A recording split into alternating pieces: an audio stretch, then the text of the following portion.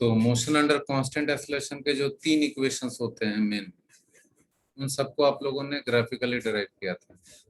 अब जो है कैलकुलस पॉइंट ऑफ व्यू से, कैलकुलस के थ्रू उसको हैंडल करना है इंटीग्रेशन से।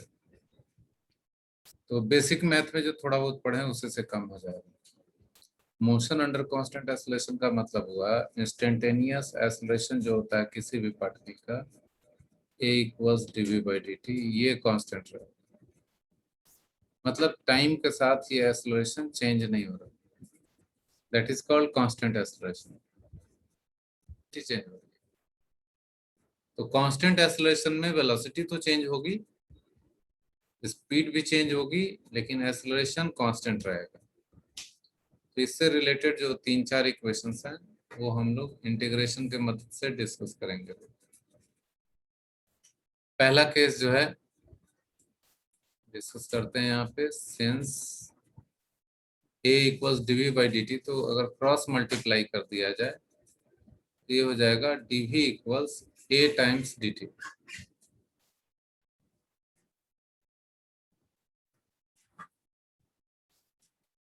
क्रॉस मल्टीप्लाई कर दिया तो dv equals a into dt, और दोनों साइड को इंटीग्रेट कर दिया जाएगा। तो एक्सेलरेशन चूंकि कांस्टेंट है इसलिए इंटीग्रेशन से बाहर चला गया, इंटीग्रल से बाहर चला गया। dv equals a into dt, constant term को इंटीग्रेशन से मैंने बाहर कर दिया। ये इनडेफिनेट इंटीग्रेशन हो रहा है।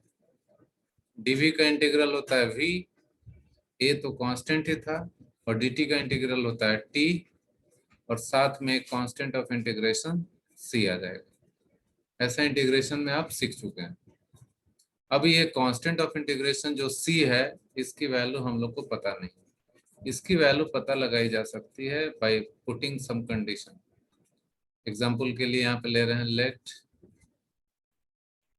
एट t इक्वल्स 0, हम लोग मान रहे हैं t इक्वल्स 0 का मतलब beginning, in the beginning t equals 0 पे स्पीड ऑफ द व्हीकल हम लोग मान रहे हैं u। व्हीकल के या पार्टिकल के स्पीड को, इनिशियल स्पीड को t इक्वल्स 0 मतलब इनिशियली बिगनिंग इनिशियल स्पीड को u मान रहे हैं। अब ये पूरा value t equals 0 and v equals u को इस इक्वेशन में डाल दिया जाए तो c का वैल्यू आ जाएगा। देखिए v की जगह u हो गया, a और टाइम 0 हो गया, तो c का वैल्यू आ जाएगा। Therefore c equals u। तो यहां से इक्वेशन बन रहा है v इक्वल्स, c की जगह u हो गया तो u प्लस 80, जो कि आपने पहले से पढ़ा हुआ है, 9th क्लास में ही इसको पढ़ा हुआ है। ये स्केलर इक्वेशन हो गया। This equation is valid in vector form also. जो भी 4 इक्वेशन यहाँ पढ़ेंगे सबका वेक्टर इक्वेशन भी है। We can also write it as v equals vector v equals vector u plus a into t।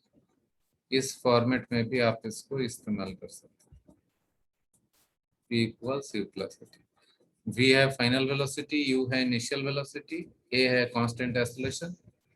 v को हम लोग बोलते हैं कि velocity at any time t, और we can say final velocity of the particle. u को बोलते हैं initial velocity of the particle, initial velocity of the particle, और a है constant acceleration of the particle.